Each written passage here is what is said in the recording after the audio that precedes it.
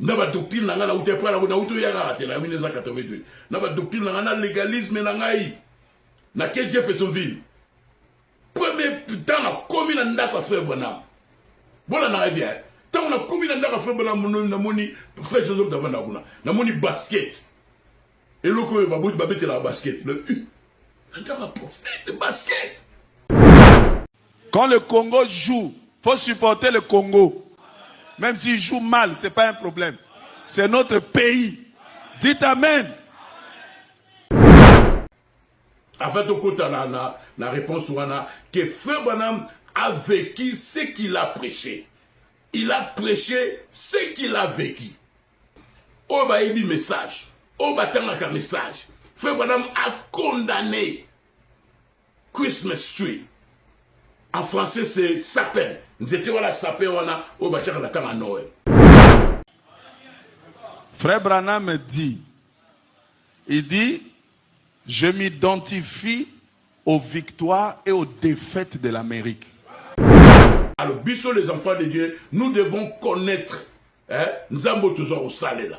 Nous devons connaître, nous les enfants de Malachi 4, Nino, prophète Otonimaki. Il dit, je suis fier d'être américain. Et pourtant, c'est lui qui dit que l'Amérique a rejeté Dieu, tout ça. Mais il dit, je suis fier. Mais comment expliquer Nzambe oyo a Benyaki prophète Atikie Azala boxer. Les grands prophètes de Dieu Banda Enoch Tilelo, à part Jésus-Christ. Mais il était un boxeur professionnel. Bilomo Kanisa.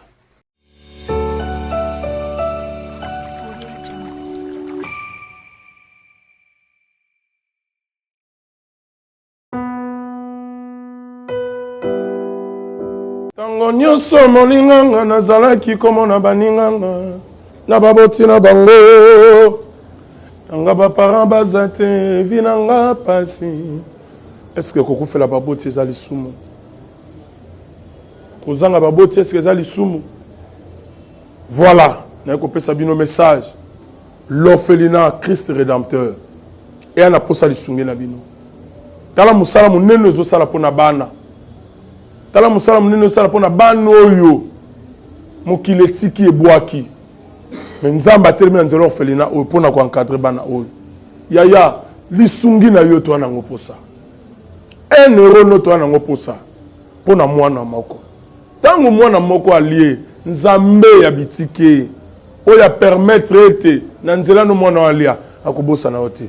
Voilà message ya l'orphelinat Christ rédempteur to na besoin lisungi na bino.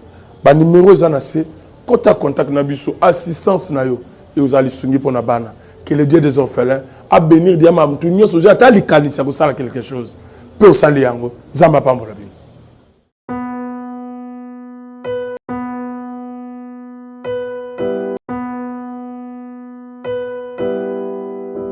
Merci Balade Nouvelle Tendance. Merci encore une fois chez vous, dans vos maisons, Episcopo Yambo. Rendez-vous na kitata, les grands wazalendo du message. Nakalisi boza déjà ya kosepela ndenge bomoninga lisusu na banda kunabino parce que tozalaki na un grand débat awa na kati ya plateau na biso ya Nouvelle Tendance. Vraiment na zuba appel ebele nazo pesa no mbote na bana Shekina, hein? Bana Shekina ya papa Dioka na pesi bino bambote ebele. Merci pour notre soutien na bino encore une fois. Biso tolobaki tout ça ko défendre mutute mais tout ça ko défendre les messages. Yango bomoni babenganga le wazalendo du message. Alors émission o suscité ba intervention ba tebele bato musu ba moni côté musu non côté pasteur Dioka bato musu te Sylvain surtout ba commentaire bato tebele non Sylvain quoi lande asa na erreur non fallait pas allo baboy alobi bongo ezalaka bongo te tout ça bona boy. Alors nalingaki ko zo troisième intervenant au tobengi le pasteur Donenzaou en direct qui est aux États-Unis d'Amérique parce que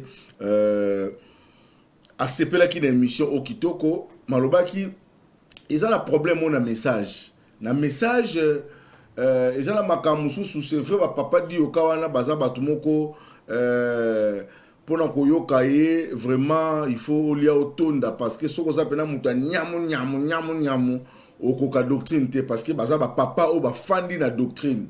Alors le pasteur Sylvain Akwala aussi aza koloba makambo moko bato fo ba yeba contexte nini aza kolobela makambo wana parce que message lelo ezo sala moi tokobenga ngoni ezo sala moi timing moko boye autre ko fixé par rapport ya église omoni église tango bandaki ndeti na ba Congo na biso église bandaki na ba mandala la.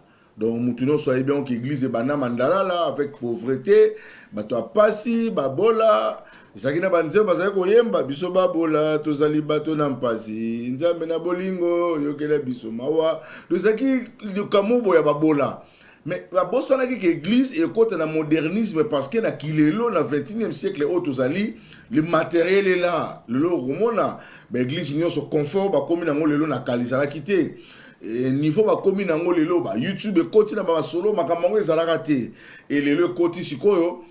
Alors soki toza na modération tia ko comprendre makambo ndenge sengeli peut actualiser par rapport à ba chrétien parce que à l'époque où ba frère Branham ba vivaki il y avait pas makambo ezalelo ça photo lo bango parce que Bible ekoka ko koma makambo c'était parce que Bible ekoma maki na époque moko boye donné oyo professeur na biso théologien ba na biso ke to yambi message l'évangile et na biya culture ya bato mususu donc photo ba ke biso to ba congolais ba na culture nango ba vivre nango mais évangile outi pa ba yuda donc ba yuda ba sokola makolo keba oyo kota makamba loyenge komo sokola makolo ko ba yuda ya moni ba église belé ba zo ba virgule makasi o mona bena ke no église ba kota makolo ngulu pona ni ono Abraham et ono Moïse sika akutela kina nzambe bisaki o eza lié très saint nzambe ndaza na bosanto amimaka ngo na bisika donc nzamba bisaki ngana za awa yango place ne komaki bule mais ça te que nzamba vanda on les adresse nzambe te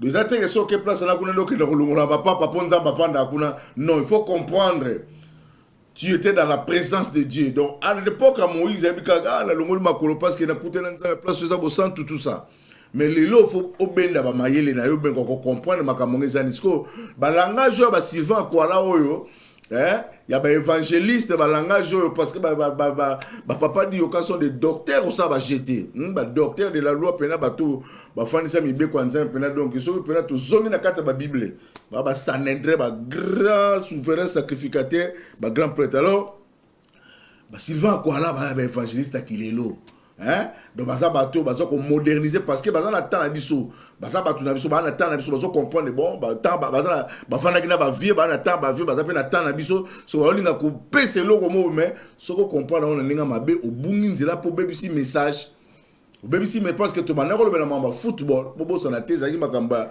ya bale parce que dit au cas qui tout droit parce que ça c'est l'écriture qui tout droit à macha qui monte ça c'est la doctrine fondation tant batsa kango batimola ka penza ko sala ba jeter po yango mte aussi mandako alors tant to komi ko mata il faut total peu ba makamusu peut to comprendre bango mais yango to ba ke bo sala très attention makambo wana nyonso eza ya biso te parce que biso zaki na kati ya jardin na kati ya jardin ba ezalaka te kuna ezaka concentration alors pasteur donné nza zaki na ajoute ko ajouter yango to soko benga et to solane en direct ameka ko expliquer biso par rapport ya yé pas ancien na message ndenge na zwaki message parce que le comme le kola débat que ce qui pasteur dit au cas bois qui message Sylvain Akwala pe a pesi biso ki lelo te na bieza ndenge na teto mais ko comprendre makambo yango biso to limbo la clair pour bato ba me ko comprendre alors tout ça la appel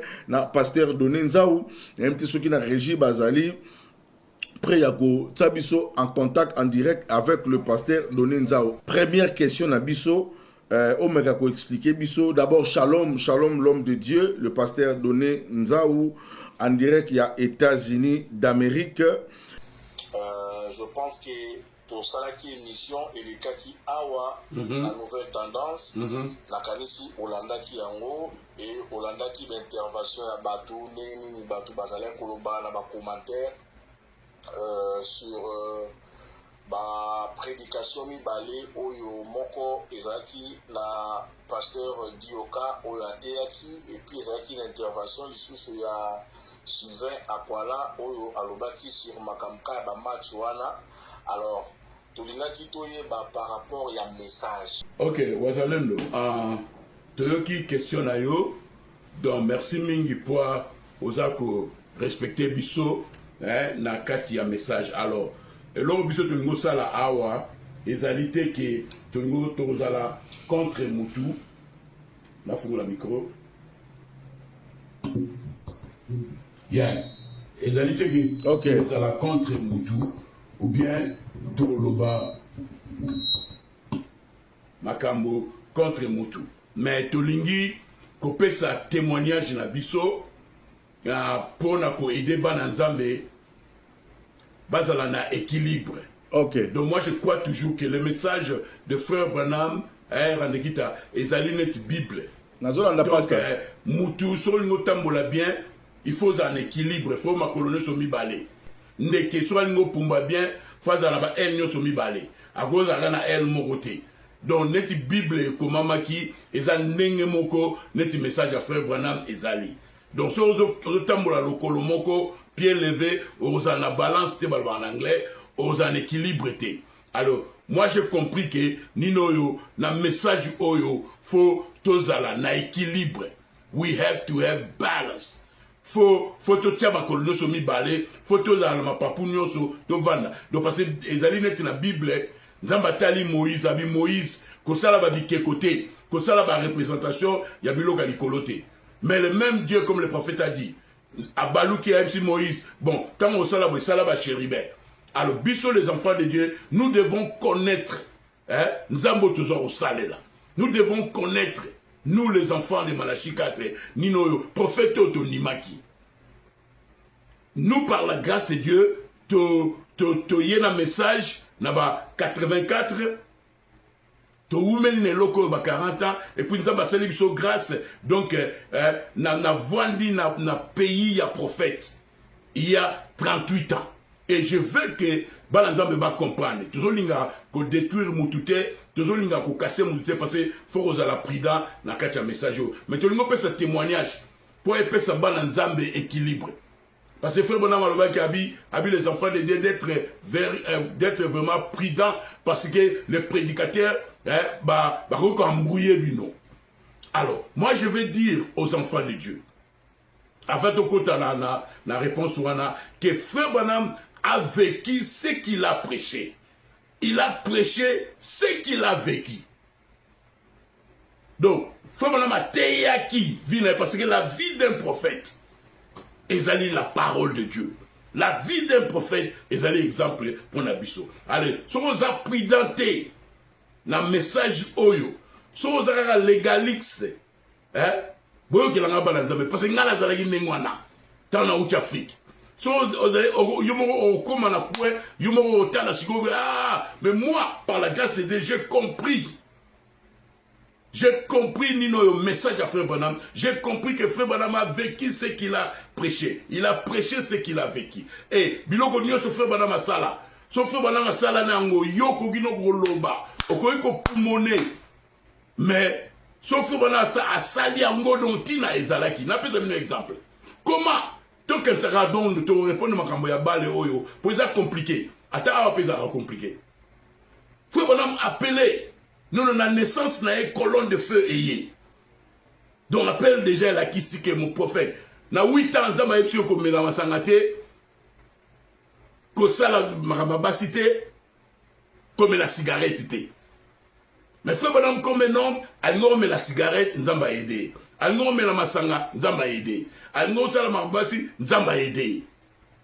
Mais comment expliquer Nzambe oyo a commis a benyaki prophète Atikié azala boxeur. Les grands prophètes de Dieu Banda Enoch Tilelo à part Jésus-Christ. Mais il était un boxeur professionnel. Bilomo kanisa. Mais quand la personne qui bilo comme la masangate comme la cigarette était Dieu a veillé que le prophète a salangoté. Ame la masangate, asimba basité, ame la cigarette était. La colonne de feu était là. Mais t'as la sikoyo, mais Dieu, parce que je connais qu'un prophète de Dieu peut faire azala nino né de nouveau. Mais Dieu l'a laissé cause de la boxeur professionnel. Bien mon ça. Alors, maramba sport, faut que vous la prudent. Alors, nino nazala la citation moko la na bien randé. Nazala la citation moko prophète Azolo Baboy. Alors Azolo Baboy. Alobi, je veux que toute ma marche se fasse en son nom, afin que je le glorifie, où que j'aille, quoi que je fasse, que je sois à la chasse, que je sois à la pêche, que je joue au ballon, que je joue au ballon, quoi que je fasse, je dois être Christ en moi, en menant une vie telle que les hommes auront soif d'être comme ça, non pas faire des commérages. Donc, Ninoyo, tu crois que c'est pour mon été, nous ne pouvons pas condamner tout le monde. Tu là-bas, légaliste, c'est parce qu'en Afrique, légalisme mes amis. Alors, Ngaï, avec mon expérience, j'ai compris, par la grâce de Dieu, avec la permission du Saint-Esprit, ce qui est au lieu de la machité, qu'on condamne au la machité, pour la un exemple. Au bas, il message. Au bas, un message. Frère Madame a condamné Christmas tree. En français, c'est sapin. Nous étions à la sapin, on a au bas, à Noël. Si on remarque le message rendu, Frère Madame a condamné la Noël. Frère Madame a condamné l'arbre. Il y a Noël wana sapin. C'est du paganisme. Et frère Benamba, à l'exception que Noël, c'est du paganisme que Jésus a toujours que message de notre Bible, il est écrit, il est aussi écrit. Voilà ce que nous sommes en équilibre. Donc, on peut un exemple, le peuple de l'équilibre. Donc, frère Benamba a condamné l'arbre sapin. Donc, c'est du paganisme. Il a condamné la Noël. Mais la carte, il y a un message de moi, si naïe, à l'opération de cadeau à Noël. Et mon frère Banam, dans Noël, il fallait théa. Là, on a dit, on a dit, tout ce qu'on comprend. Et mon à Noël, frère Banam, il fallait théa. Ils ont la balle. Ils sont les 22. Aïe, ici, au Bango, où tu as la ville, où tu as boyate, et au bébé, ça Noël, Nabino. Et frère Bonham a condamné l'arbre et la sapin.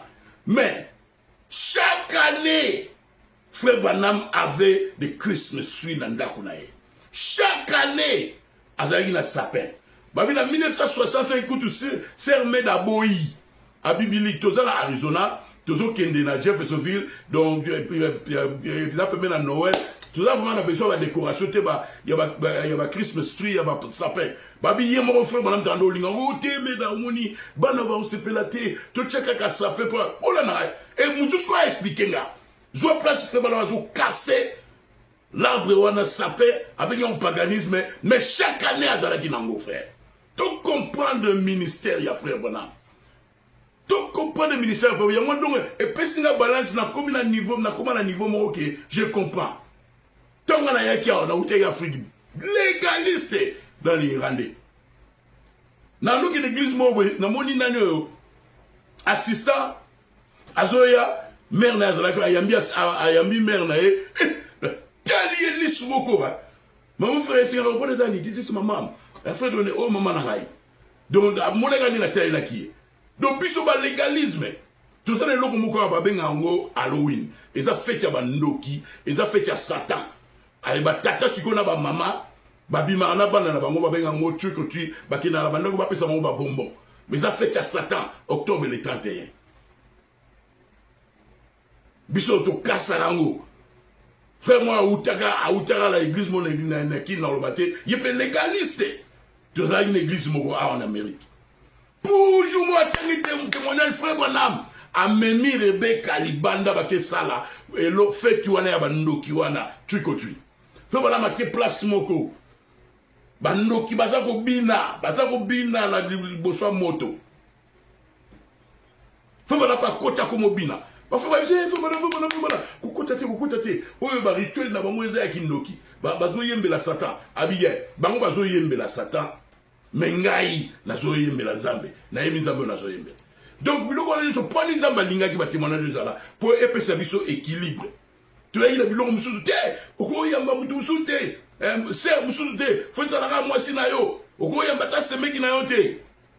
Toke Jeffersonville bafrère na ntango tokomi na Jeffersonville boye totala bafoto nga na frère moko frère Kalima tomoni frère bonam asimbi mwasi na belle sœur na ye tokimi na photo tokimi.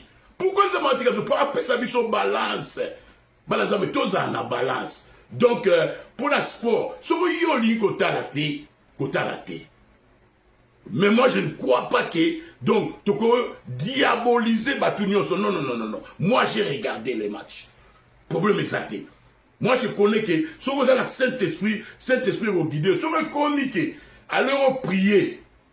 Il faut faire le match. Alors que l'église, t'es un affaire dans le stade Léopard en bêta. Ah, ok, ni la coupe du monde des bêta. Mais la air, voilà, vous avez la prière. Mais ok, prière, t'es pour faire le match à Léopard à la coupe du monde. Merci beaucoup, Pasteur Donenza. Ou Nakanisi, Nazolando très bien. La ligne, au meka ko éclaircir biso par rapport, il y a deuxième question à biso par rapport, il y a Makambo Otoloba Awa. Maintenant, au lobby sapin, frère Branham a théaki sapin, ils ont mabé selon la prédication. Mais tout le monde a un frère Branham, azakina sapin na ndako. Siko ilinge laksani parce que c'est la confusion. Yemoko mutatei qui sapin ils ont mabé, yemoko pas détenir sapin na ndako ne. Mais quand on limbo la biso et loko ni ba tobako comprendre par là. Té Randé, n'a expliqué nino message à frère Branham hein, ezali net Bible. Au grand Lobano, il est écrit. Mais c'est ça, il est aussi écrit. Si on a pris dans au moins une contradiction, égalité, tout colle na message, tout na compréhension spirituelle. Dans une église, mon pasteur Azalaki, américain Mundele, na Denver.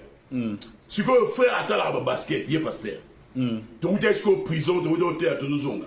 Vous avez un assistant là, là tu n'as pas fait, il y a un match.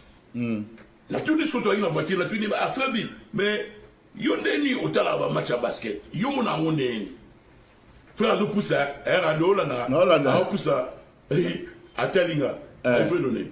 Ngana qui n'a chassé, n'a qui n'a pas pêché. Au linga la sani, n'a pas libre. Dis-je ce qu'il y a.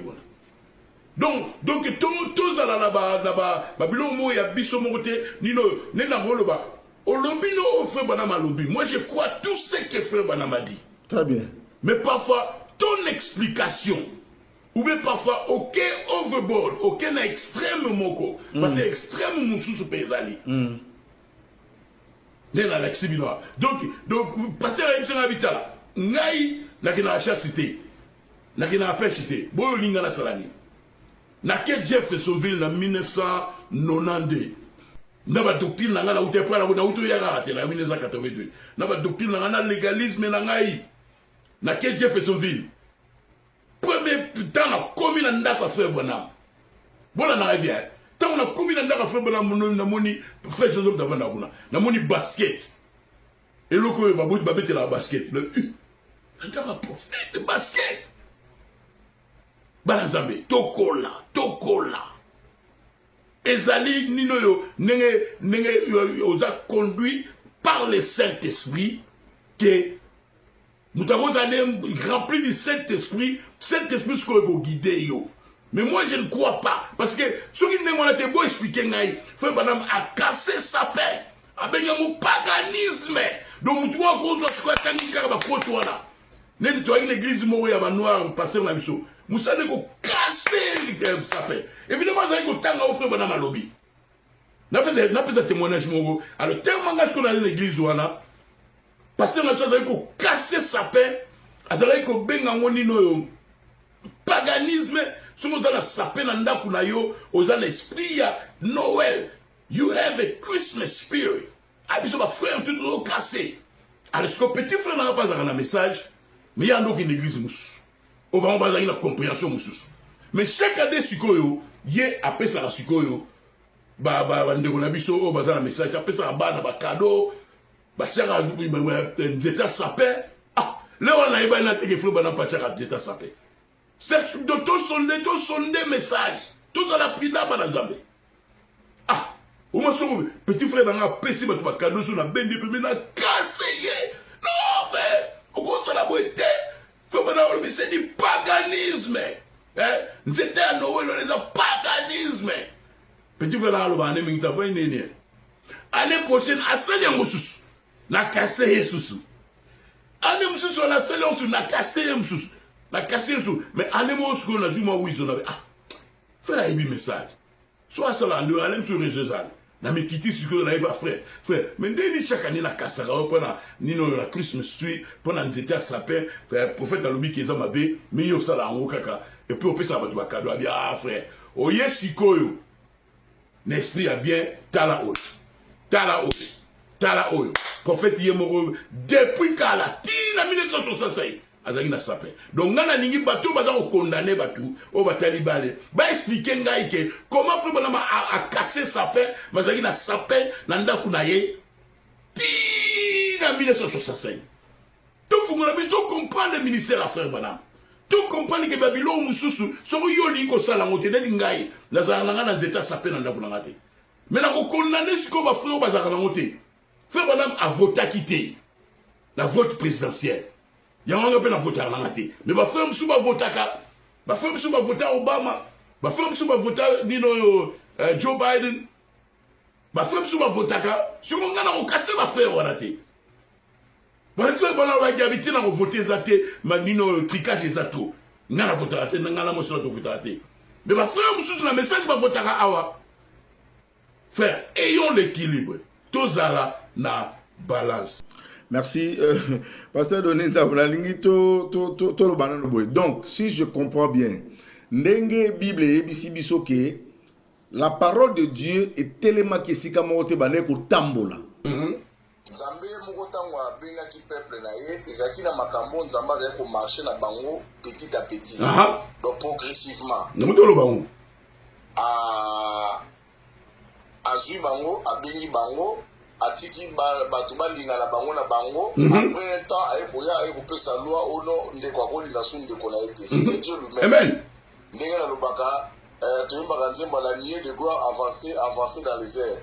Donc ndenge lipate tambola ka bongo c'est-à-dire liloba nzambe pesa kotambola biso totikala liloba nzambe lokola statut te lokola ekote parce que amen soki lelo totali technologie lelo vis-à-vis de l'écriture pour se retrouver mais ce total l'église la biso tout le monde appelle moi modernisme mais au côté la carte par rapport à ndenge bandaka surtout c'est la mandala là mais ce total tout le monde a que makambo changer ba TV autre bana au monde quoi ba TV les assu la montée de bras TV conquis de baka ba vidéo projeté ba non on ba terrain pour le projeter en pour na ba batalaka pour ba film ba Jésus tout ça mais le tout le monde vidéo projeté et comme même na bandako au moins la beauté TV vidéo projeté quand la mire à Dago, vous êtes à la carte en Dago. Est-ce que la technologie, on a vraiment. Et ça qui profite à l'Ubanzambe et tout ce Makambo, il faut tout marcher dans ensemble. Ok, yeah. Et la question, moi, il y a bien rendu, la comprendre question à yo. Aujourd'hui, on a, à tout à l'heure, fait bonhomme à parler qui sur la télévision. Nena Ipsa qui est au solo là. Les lots technologie est avancée.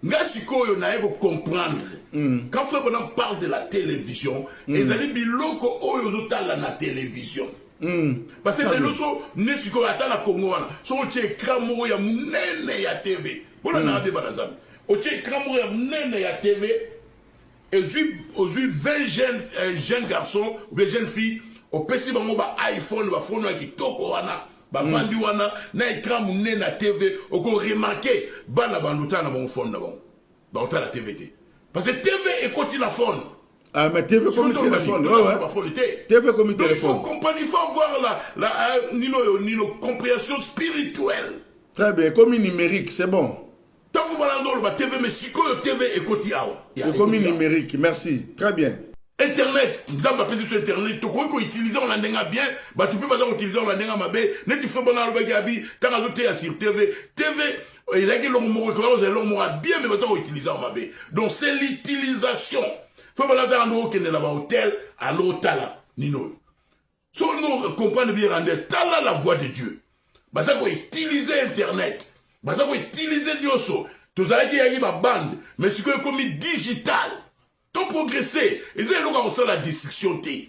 Et ça, il y a la compréhension spirituelle pour la cause de balance. Alors, la balance, il y a un moi, je crois que, au frère Joseph Façon, le bateau, il y a un prophète qui est mon coup. Les 5 ministères, Moutoumou Aza absolu Azate. Les 5 ministères, Moutoumou Aza le message Azate. Message Aza, il y a frère Bonham. Tu as un messager Yemoko. Parce que frère Bonham nous dit que les messagers enseignent son message. Un prophète enseigne son message. Et ça est déjà enregistré. Yo, problème sur on a lu sur l'anga, mais yo, on a lu sur mon rôle, fallait ça déjà mes athées. Alban Nzambe, bozala prida, yango wana donc tolinga kaka kwa encourager bana Nzambe ke nino yo, to loba, to pesa bino équilibre, to lingate, to casser mutu, mais par mon expérience, je suis aussi un ancien dans les messages. Par la grâce de Dieu, nous vivons dans le pays du prophète. J'ai compris que Frère Branham a vécu son message, et Frère Branham a vécu ce qu'il a prêché, et il a prêché ce qu'il a vécu. La vie de Frère Branham, c'est un témoignage, c'est la parole de Dieu pour nous. C'est pour cela. Gaïson a moni, Frère Branham a salé loko, loba nono, diabolisé non gaï. Mais je comprends que ce n'est pas un péché. Moi, je ne crois pas qu'au la sport de tout temps. Même dans jouer, ce n'est pas un péché. Mais ça n'est pas ça l'amour, les enfants de Dieu. Sur un comique, alors qu'une église, il faut qu'il y ait la match. Alors qu'une église, il faut qu'il y ait la France, Namba, Peba, Obeta. Alors qu'une église, c'est pas le France, Obeta. Wanande, c'est quoi qu'on m'a dit. Parce que Dieu, Faya, la première, n'a été sûr pour comprendre les citations d'Atandi. Yoga Froma dans le Abi, je veux que toute ma marche se fasse en son nom, afin que je le glorifie, où que j'aille, quoi que je fasse, que je sois à la chasse. Dans la chasse, ne dis pas pasteur dans la chasse. Et ça dit que c'est au chasse, au commis spiritualité. C'était un homme spirituel, né en homme qui ne chasse. Parce qu'il faut que dans la chasse, il y avait des choulards. Donc,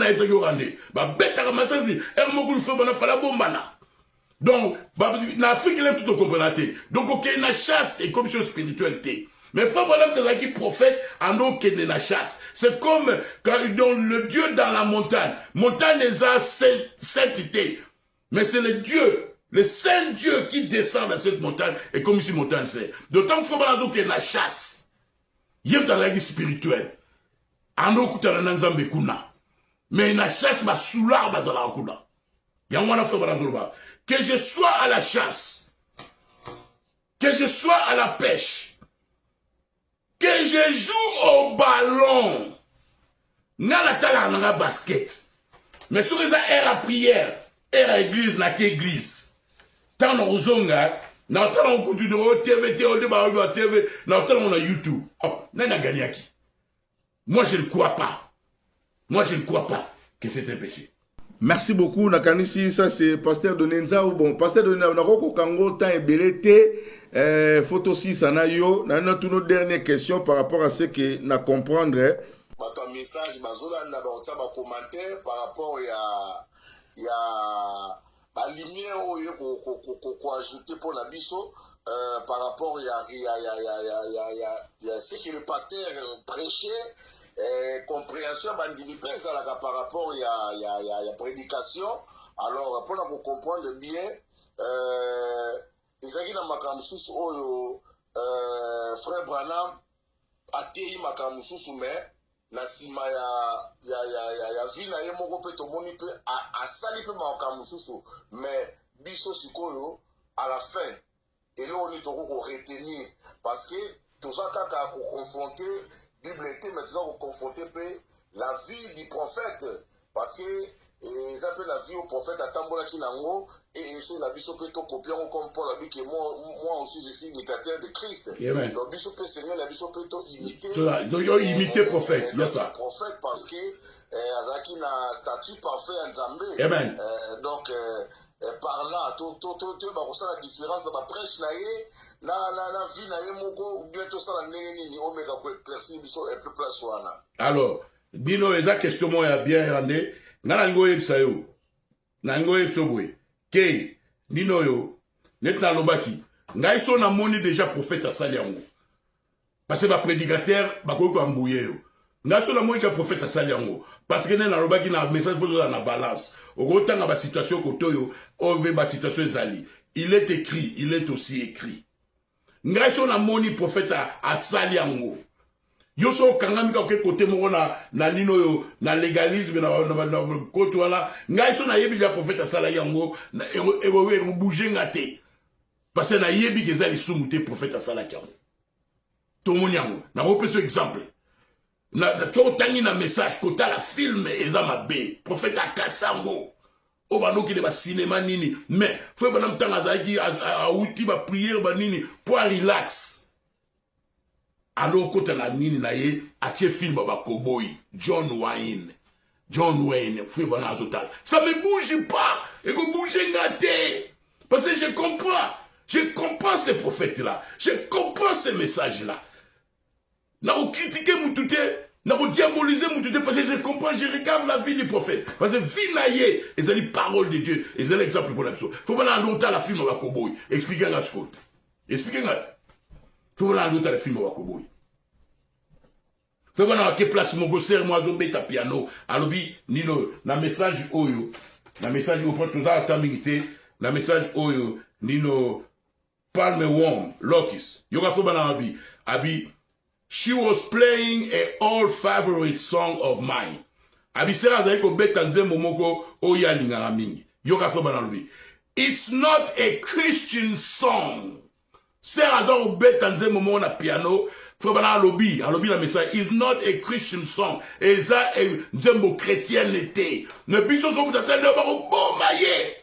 Toti ka banino na to zalaka na ngande to sisa. To zalaka na ba frère ba uti kini na biki légalisme wana. Tant deningo na za oyemba banzembo kota vuma na molimo. Ba ngala ndo yoka banzemba deningo de ngala na ba tuté. Pour ba frère ba componate ba kasa banzemba kantigi ba kasa ba kadigi prophète nous a composé à monter ngabe na zara esprit wana na qu'est-ce qu'on a boulot na ngai gang mobo ya missioni azo ya américain azo yemba banzembo fo bana mayemba yo do ezana no banzembo ya missionnaire mais la Afrique comme ça kasa banzembo no za kantigi o ba ila ba kantigi za ifro bana ta composé yonte ignorance ba frère ce ko ba yé les États-Unis randé ba yo ka nzemba ya deningo de deningo de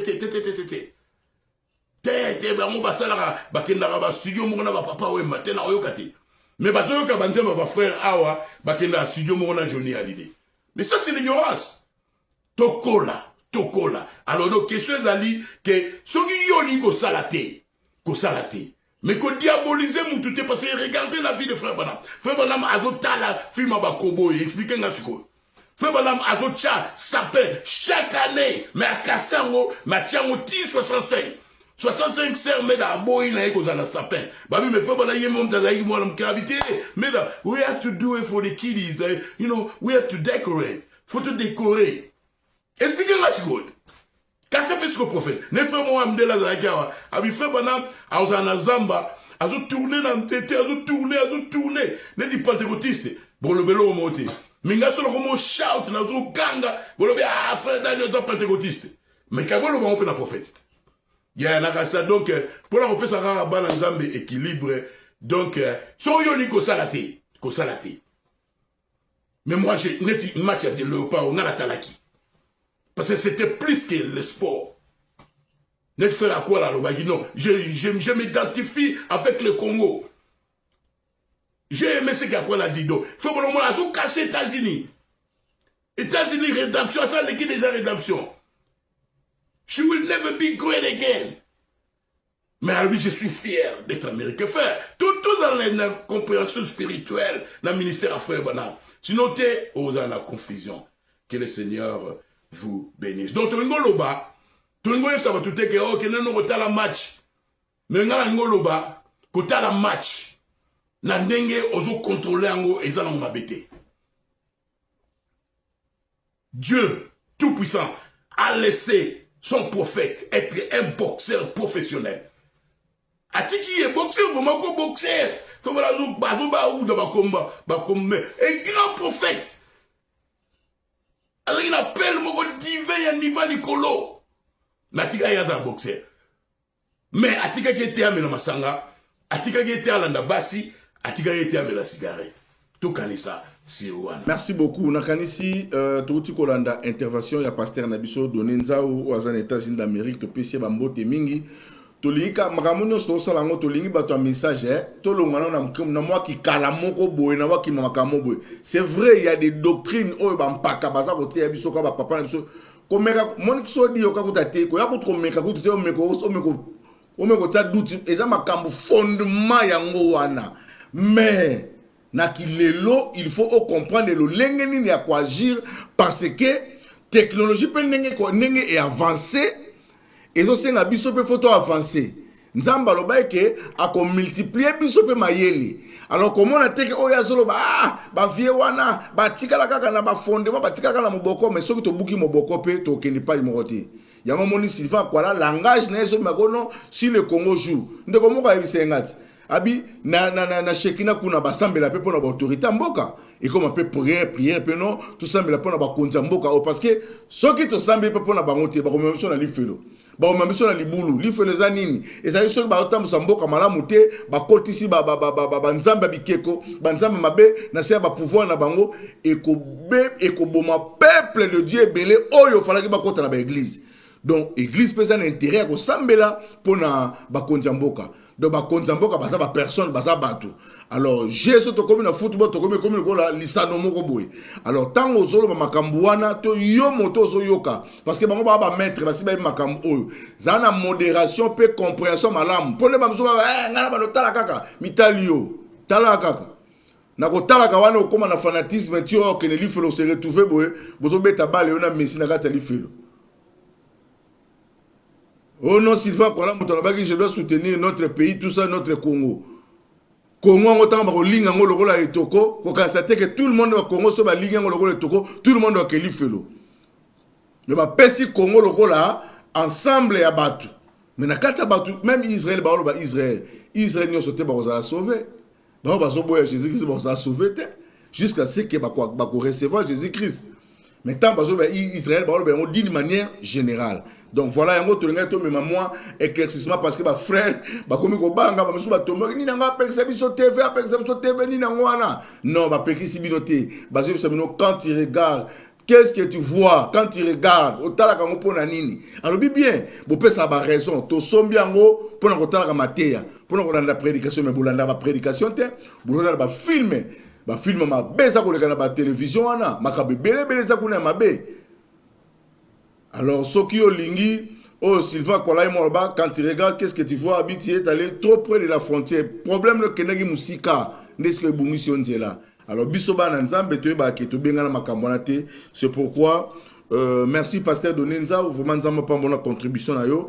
Tout l'année prochainement, Épiscope Yambo, rendez-vous na Kitata, les grands Wazalènes de 10 messages. Merci Banakin, Bana monde entier. Merci bien-être. Sougala café, logo na mêlé logo mais logo est amabé. Il y a bien pour na panne technique mais ko sale la on ndenge amabé te sale la ngo pour na mama. A célibataire to lingi bino ate. So maka boma mukolo bala. Pourtant mzo ba produire ngo soute. Merci bien-être yango yo. Lukango benga ndeko nanga alendele ye mutu Ayebi et si tu fournir yo autant que tu veux, $35. Et c'est belé na kati. Sobo melika moko de jour bien. Des hémorroïdes banini tout ça. Bilialia, vanda mosala banini. Et réparer yo système ya break et réparer yo pe fonctionnement. Fonctionnement ya break de break donc et pe son fonctionnement ya bien. To comme ba congolais toujours gagner ba match. On ça va défaite. Pas technique en plein match, c'est pas bon. Zongela et loco. Nana c'est éviter de dire surtout ba pasteur, boni ko mela. Boyawa. bobenga pena alendele na numéro na ye po bobenga po bozoloko c'est important traitement poison anti-poison yango yo ne ba mususu omeli yango avant okende obima omela melango ça 2 jours ata batieli eloko mwa cuire moko c'est bon oyo pe anti-poison donc soko ata eza na kati elongola ngo alendele mikolo somme na bité mindele yango bapese biloko baudia po biloko yango bendeza ya solo mikolo batiaka poison ato ya famille te atoza problème na mutu te jalousie car donc ba produit yango wana ya anti-poison oyo pe anti-poison donc benga alendele à partir na ye ayibindeni oya ozwango nzambe na nga pambola bino mi batela mboke komi bien te bato bakomi na jalousie oyo tozo comprendre dessous te bana mike bazo kufa mikolo bazo kufa baotiana bana bébé ba poisson donc toujours zala na ntina ndengana na nga na ndako c'est bon que Dieu vous bénisse.